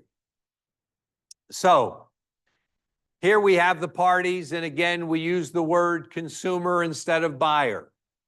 We're entering into an exclusive right to work and assist the consumer in locating, negotiating, and the acquisition of suitable real property. And the term acquire or acquisition includes purchase, option, exchange, lease, or other acquisition of ownership or equity interest in a property. Now, we have a term. It starts and it has a termination date. In this, look at this agreement as being similar to your listing agreement. We ask and normally take listings for 6 months. I recommend that you take a buyer broker agreement for 6 months. Okay, so you're going to have a term of 6 months. Again, we've gotten past the going out for coffee, the casual dating. We're now engaged. We want commitment. And so we're asking for commitment. Property, acquiring real property acceptable to the consumer, type of property. Now, you can get specific here: condo, single, villa, rental investment property, whatever you want to put in. Location, stay broad, just like I said on the last showing agreement. Stay broad. You may say Greater Sarasota, or you may say the city of Sarasota, or Sarasota County, or Manatee County, or Charlotte County, Hillsborough County. Well, the problem with staying all of Florida, and our agreement says Florida, but then allows you to hone it in, is they may be looking in multiple areas, and you can't show them up in Spring Hill, but you can show them here. And so we limit this agreement to the areas in which you're going to show them. So the broker obligations, these are very similar to the showing agreement broker obligations. So I'm not going to go through them individually. You got the fair housing, the service providers, you know, that type of stuff. The consumer's obligations, again, similar, but a little different. A is more detailed, conducting all negotiations and efforts to locate suitable property only through broker, and referring to broker all inquiries of any kind from real estate licensees, property owners, or other sources. So doesn't matter if somebody reaches out to you with a property, you're going to reach out to your broker. If the consumer contacts or is contacted by an owner who's working, then they're going to, at first opportunity, advise that owner or real estate licensee that they are working with and represented by the broker. So this is good for you to cover with the buyer. Look, we're coming into an exclusive relationship. If you find something, let me know. If somebody contacts you, let me know. If somebody contacts you, tell them that you're working with me. So you should be asking that question when you encounter a buyer. Are you working with somebody else? Because they may not fulfill this obligation. You can help them along by asking, are you engaged in a buyer-broker agreement with somebody else? B, provide broker and necessary third parties information. That's the same. Being available. This is not in the showing agreement. I'm not sure why. Should be. Being available to meet with broker at reasonable times for consultations and to view properties. D, indemnify and hold the broker harmless, is a little more detailed than what's in the showing agreement. E is added. It's not in the showing agreement. Not asking or expecting to restrict the acquisition of property based on fair housing. F, consulting other professionals, that's the same. G, that's the same, make a good faith effort. Number 6, the retainer. This is the same as what's in the showing agreement. You can collect a retainer in this version of the buyer-broker agreement. 7, compensation. There's a few things that are different than in the showing agreement here. Consumer or any person acting on behalf, contracts to acquire real estate, that's the same, or defaults on any contract to acquire property. That's not in the showing agreement, but if you look under A, that language that closing is not a prerequisite for broker's fee comes from if they were to default, the fee would still be owed. That's not in the showing agreement, but it is here in this full agreement.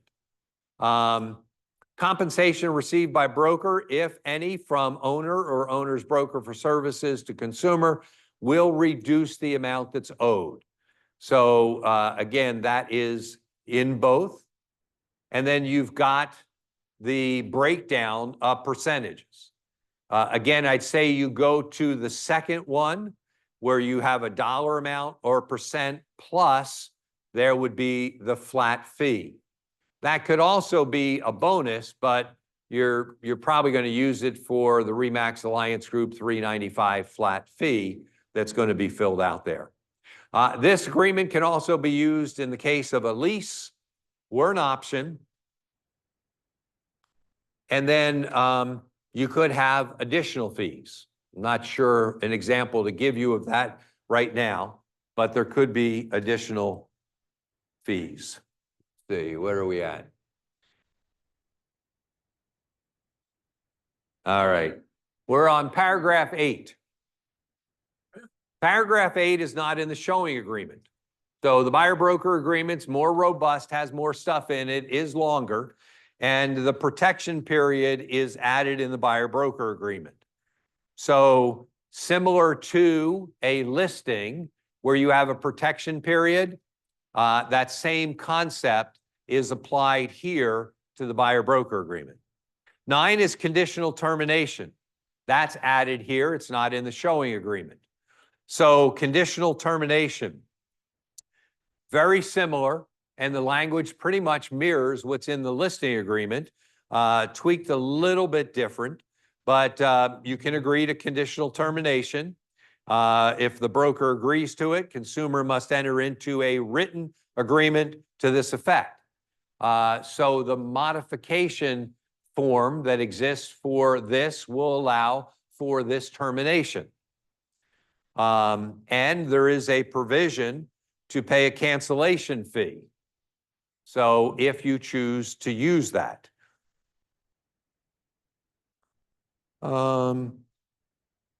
they would still be responsible for any property that was acquired, which was introduced by the broker prior to. I got to hold questions so I can get through. So for any property that was found by the consumer or called to the consumer's attention by the broker, even under the conditional termination, there would be a fee that would be due. Dispute resolution is the same as what we talked about. Assignment, this is added in this version. It's not in the showing agreement. This is similar to the listing agreement where you have assignability. And then the brokerage relationship. There are all different versions of the buyer-broker agreement. I think there's 4 or 5 different versions. We are transaction brokers normally, and so that's that broker relationship there. Transaction broker is there. If you use the other versions, it will indicate what they are. Now, under other terms, that same language that I gave you for the showing agreement, that buyer instructs realtor to only show properties where they are compensated by the listing broker or the seller. That similar type language can be added here. To this, you may want to exclude certain properties that the buyer may have seen with somebody else. They may have terminated a previous buyer-broker relationship, but that buyer agent showed them properties. And so you may need to exclude them from this agreement, and that would be here under the additional terms. Maybe the buyer is asking you to negotiate for them, but also in that negotiations to share compensation. Maybe they want 1% of the compensation or a flat $500 or $1,000. Do I expect that you're going to see this? I do. And so that buyer may negotiate with you for a portion. Do I like it or agree with it? No. But might you end up doing it? Yes. And this is where you would codify that in the agreement. I'm going to give you later on some phrases or statements that you can use when you're willing to accept less than what you put in here. So you put in 3% and the buyer goes, look, man, if you're only going to get 2.5, I can't pay the extra half. Are you willing to still work with me? Yes. So you can put a statement in here that says, we'll seek to get the 3, but as long as we're paid at least 2.5, we'll accept that as payment in full. So that's another thing you could put in this additional terms. The acknowledgement, again, bold, broker commissions not set by law, can't receive more, all that kind of good stuff. You've heard it, seen it. Let's move on. Now, RE/MAX Alliance Group. This is the 4th agreement. Instead of we set out months ago, we set out to create a 1-page buyer-broker agreement to make it easier for you to engage buyers and get them under agreement. We did this long before all the details of the settlement came out, and you've had various versions of this. This has now been updated to include all the settlement required language that has to be in a buyer-broker agreement. We have changed the title to Buyer Representation Agreement to make it different than the Florida Realtors Buyer-Broker Agreement, but it's the same thing. It does the same thing, but it does a couple things different that we like. Okay, so you start off already pre-filled in with RE/MAX Alliance Group with a sole and exclusive right to represent the buyer.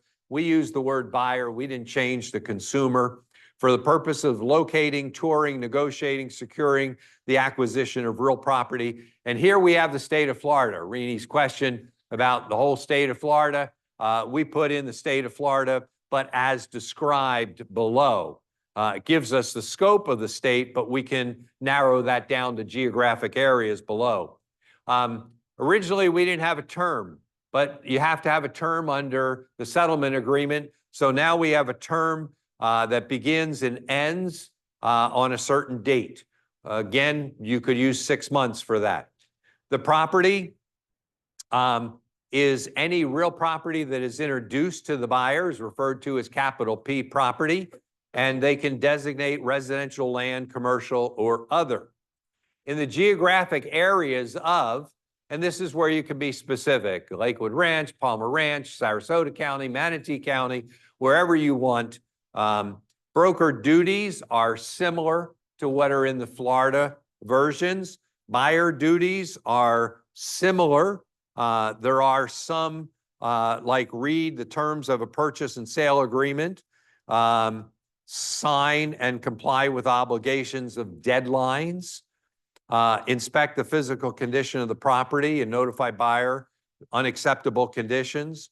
Financing, use diligent effort to obtain approval, which mirrors the language of the contract. Consult with professionals, which is similar. Buyer bring to the attention of the broker available properties that they become aware of and have an interest in. And buyer at first opportunity advise owners and other brokers. They are similar to what's in the Florida versions of the buyer's duties. Under broker compensation, we have the obligatory provision there. Let's change the slide. Broker compensation is not set by law, it's fully negotiable. And then you go to the provisions similar to what is in the Florida Realtors versions, either $1 or %, but we have a default. If blank, 3%. We as a company can establish compensation, but you can't do that in a generic state of Florida form because that's price fixing. But we as a company can establish what it is. We've given you the authority to do less than 3%, but if you leave it blank, it's going to default to 3%. Now, here's where our version differs dramatically on that next line.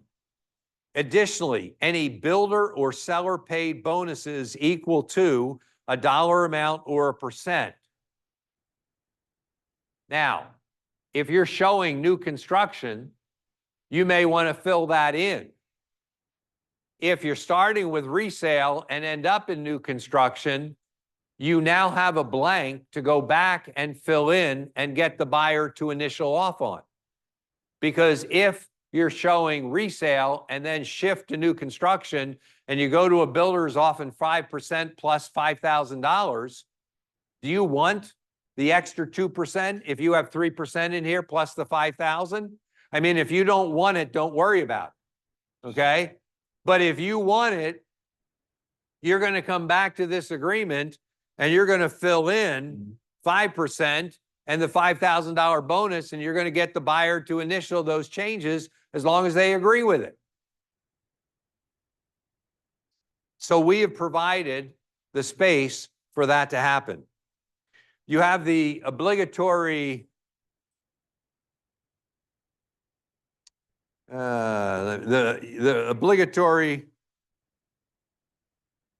let's see, are you at 5?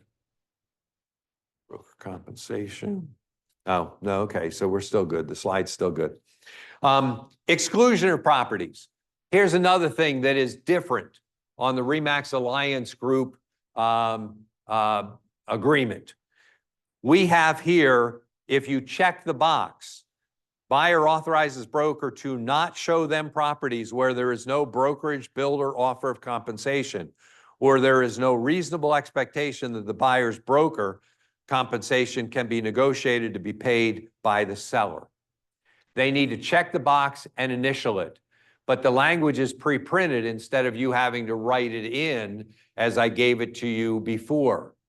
Now, we did the fail-safe. They got to check the box, they got to put their initials, because we wanted to make sure they understood this is what they are saying and asking us to do. Similar to a listing agreement where you have boxes to check that says, don't present me any offers once we're under contract, or don't present me any verbal offers. That is there because FREC law or statute says all offers must be presented unless instructed in writing as to otherwise. It's the same logic here. All properties have to be shown to every buyer unless they instruct you otherwise. So we're doing that. Early termination. Number 7, we set out to allow this agreement to be as non-threatening as possible. And so we allow for early termination. If the buyer is unhappy with you, you're not a good fit for each other, terminate the relationship. They're still obligated to pay compensation if they buy one of the properties that were introduced during the term of your relationship. But when the relationship is no longer good, end it. What do you do if you're engaged and the thing goes south? You don't go get married, do you? You end it. That's what this early termination is all about. The buyer declaration. This is another thing that's different, that's in ours, that's not in the Florida Realtor ones. They acknowledge that they are not subject or bound to an exclusive buyer brokerage agreement with somebody else. On number 8, buyer declaration. Okay? So I want the buyer to tell me, I'm not working with anyone else. I haven't signed one of these forms with anyone else. Because do you think now some buyers are going to sign the Florida Realtor 3-page one, and they're going to want to get out of it, and they got to jump through maybe some hoops, and now they come to you and they want to work with you? You better be asking, are you already involved in a relationship? Of course, you got the fair housing disclosure. You got the brokerage relationship.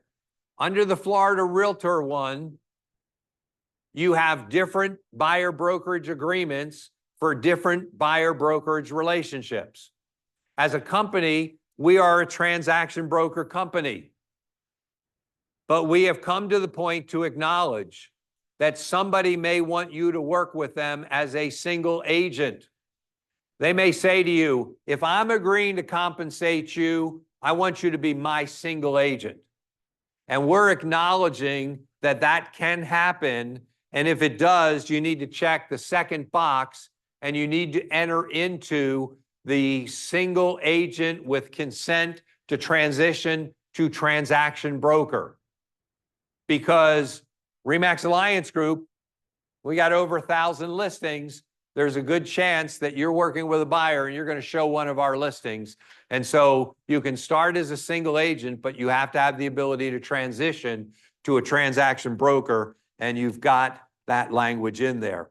Under additional terms, some of the things we talked about previously under the Florida Realtors one could be done here, although you don't have to do the exclusion, don't show me properties. The dispute resolution, our paragraph 12, is different than the Florida Realtors one. How's it different? Well, we first give the opportunity, if there's a dispute, to go to a managing broker of RE/MAX Alliance Group. And the managing brokers have been very successful. We've got experienced managing brokers who've been successful in pulling together and solving problems. And so we want to start with a dispute to be hopefully resolved by a managing broker. If not, then mediation. And if not by mediation, then by litigation. We provide for that. And we also provide prevailing party fees. So if they want to litigate against us on a frivolous, stupid matter, they need to be prepared to pay our fees when they lose. Modifications, again, can be done in writing. So that's, you got the signature page. We've got address now. That was added to this form. It wasn't there previously. So we've got address and we've got their email and mobile and the revision date on the bottom. So I told you I'd give you some clauses for when the buyer says, Okay, I'll agree to 3, but you know, I may not be able to pay it. Can we come to an agreement? Yeah, go ahead, take a picture. We'll probably put these in app files. I will give you the disclaimer that these need to be fine tuned, and I'm not totally sure that all 3 options will end up appearing, because I do have some reservations about option 1 because it's got a range. So if the compensation is between, let's say you have 3% in your agreement and you use option 1, you say between 2 and 3. Again, you come back to a range, but it's a qualifying provision, so that may get modified. Option 2 is instead of a range, it goes to a percentage. So if it's 2% or greater, then your obligation will be considered satisfied. We put 3% in there, but if we get 2% or greater, then your obligation. I think this one works. I don't have the same reservations about the range that's in option 1. And the third one brings it down to a flat fee. What are you willing to work for? You know, what's the minimum that you're willing to work for? Now, I think where you're going to see option 3 come into play, you're a first-time buyer.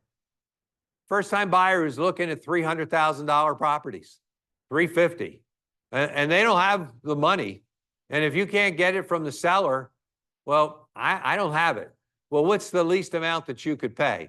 You're agreeing that you're going to use your best ability to pay me the 3% compensation. But, you know, what if it's $5,000? What if it's $10,000? What is you as an agent, what's the least that you're willing to work for? And so that's the third option. And so these are options that you could use. So we're already a couple minutes over, but these last couple forms we're going to go through quickly. This is modification to the buyer-broker agreement. It's a new form, but it's a form that is very similar to the modification to the listing agreement. It mirrors it in most ways. The termination, the compensation can be changed. You got the obligatory disclosure at the bottom of the slide. You change the protection, cancellation. Under other, here is where you may want to do the modification, and you could add builder or seller bonuses that are being paid. And so you could use this form to modify it or mark it up on our form because we provided a place for you to do that. The next form, prospective tenant retainer agreement. This form just came out this year. If you look at the date at the bottom of it, it's 3 of 24. Now, you could use this for tenants to get a retainer. You could use this, the pre-touring agreement does not have a retainer provision to it. When we looked at the other ones, the showing agreement, the buyer-broker agreement, they both have a retainer provision. But if you're using the pre-property touring form and you want to get a retainer, then you would use this form and that form. This form is not compliant with a settlement. This form may go away, or it may be updated to be compliant. So where would you use this? Rentals and commercial property right now are not under the settlement. So this retainer agreement could be used for rentals or commercial property. But if you're doing residential property, if you're using this, you would also need to be using at least the pre-property touring agreement, which is compliant, but doesn't have a retainer provision, so you could use this for the retainer. And again, this indicates it is not to be credited to compensation that is earned. The commission agreement. This again is an old form. If you look at the date at the bottom, it's 5 of 14. It's an old form. It has not been updated. We used to use this for FSBOs. You could now use this form for leases or commercial. A FSBO that's trying to rent their property or a commercial FSBO, you could use this agreement for, but it's not compliant. So if you're using a residential FSBO, then you're going to use compensation agreement dash seller to buyer's broker. That is a compliant agreement. So again, please note, this is not compliant. And, but it does have still a need for commercial real estate or leases. The last form, well, actually second to last, disclosure. It's the last form you have. Disclosure to a listing agreement. This is RE/MAX Alliance Group form. This is not the Florida Realtors form. Florida Realtors is hopefully coming out this week with a form that can be used for disclosure on listings that predate August 17th. This form is available in app files right now so that you can use this on all of your existing listings. So,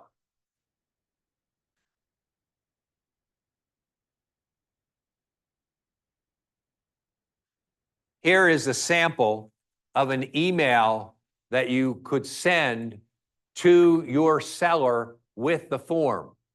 We are working on some draft versions of this right now, and we will make them available. I'm giving you one of the options that we have worked on. We've got 5 different ones, so it may get modified, but if you want to take a picture of it and use that version right now to send out that modification to the listing agreement to your seller, feel free to go ahead and do that. 2 seconds and then we're going. Okay, everybody got their picture of that? Okay. Lastly, this is not a form that you have, and I'm going to ask that you not take pictures of it. So I'm watching for cameras. I'll come and get you. Take your camera away and shoot you and all that kind of stuff. But I have literally spent 10 hours on FAR/BAR contract Zoom meetings discussing a compensation addendum to the FAR/BAR contract. And in August, my committee, the Standard Forms, will also consider this. We are down to 2 versions and we can't get agreement. I'm showing you the 2 versions. On the left, the first version is only to negotiate compensation to be paid to the buyer, and the buyer would use that concession to pay their buyer broker. The logic here is that buyer is the only person who is a party to the contract. Therefore, you flow the compensation as a concession to the buyer, and the buyer pays their buyer broker. On the right side, there are 3 options. Option 1 is the same one that is the only option on the left side. It is paid to the buyer, and the buyer pays the buyer broker.